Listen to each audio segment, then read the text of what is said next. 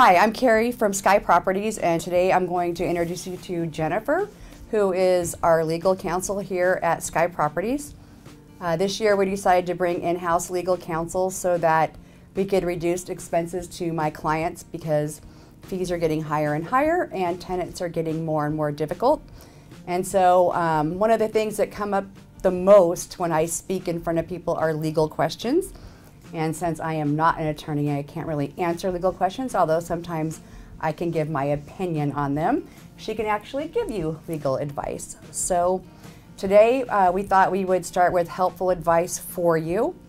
So we want to talk a little bit about how to properly evict in a rent-controlled area. What are the steps? What should we do to... a lot of owners don't think that they can evict in a bad tenant in a rent-controlled building, but they can. So, Jennifer, how can they do that? Well, the Rent Stabilization Ordinance was passed in 1978 to help minimize the excessive rent increases that tenants sometimes have to endure. Some of those cities that follow the Rent Stabilization Ordinance or are rent-controlled are West Hollywood, Santa Monica, Beverly Hills, and certain parts of the city of Los Angeles. Having a rent-controlled tenant can make it more difficult to evict the tenant. However, it is possible.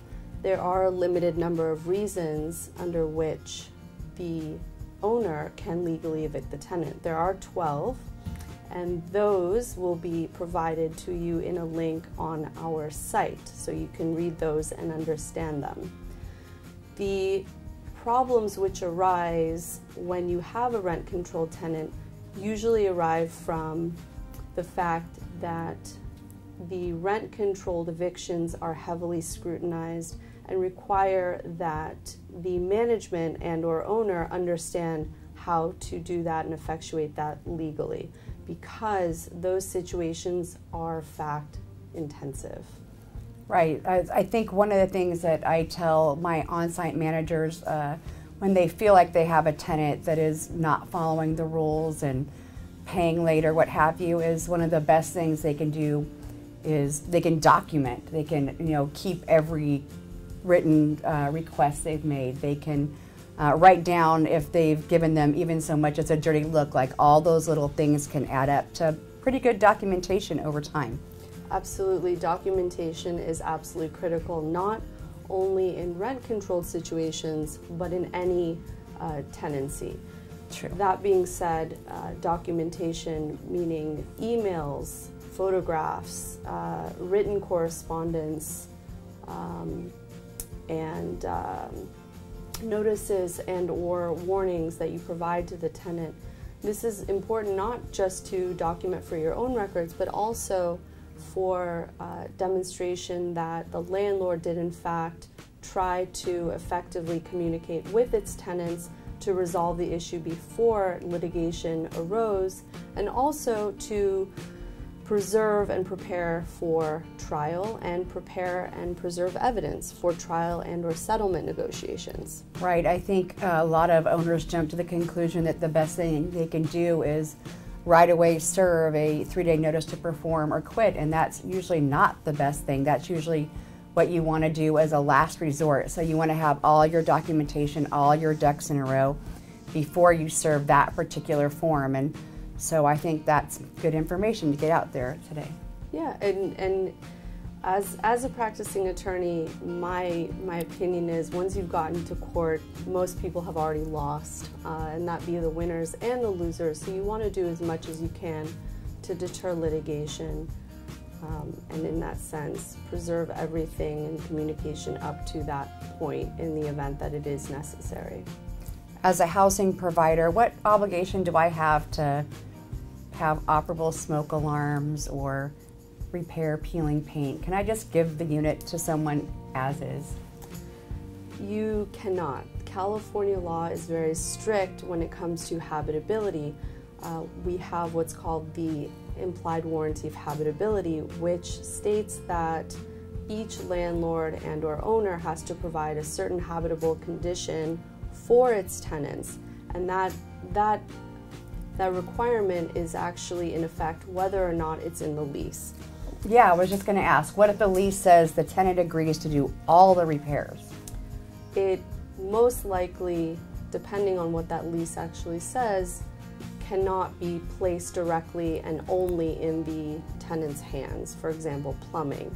Certain issues with plumbing require the landlord remediate those issues. So there are very strict guidelines for habitability and how the landlord can preserve the habitability of the unit. California Civil Code 1941.1 lists all of those out. And it's best that the landlord understand them. Yes, and we can definitely provide a link to the code enforcement book that actually goes through all of it. And then just so you know, your local apartment association holds classes. They're usually about 2 days, and it'll walk you through how to get through a breach of habitability if you're given a citation. Litigation regarding habitability can be very, very expensive, requiring whether it be mold remediation experts or different types of engineers, can be very, very costly for the landlord and owner. And another good suggestion would be to take classes on mold remediation, or at least become certified in mold. I agree with that. In fact, I try to make sure that all of my maintenance men are certified in mold remediation. I've been certified for years, as well as lead, asbestos, all of them, just so that when I go and look at something, I'm familiar. But I think one of the big mistakes that prior to coming with Sky Properties I've had clients make was to have a plumbing repair fixed and then not follow that up with some sort of moisture removal, you know, depending on how much water it is and where it is. But anytime you have wood or drywall that gets wet, it should be properly treated. And I think that people often just fix the plumbing and not, you know, don't follow up on it. And that's where the problems come in.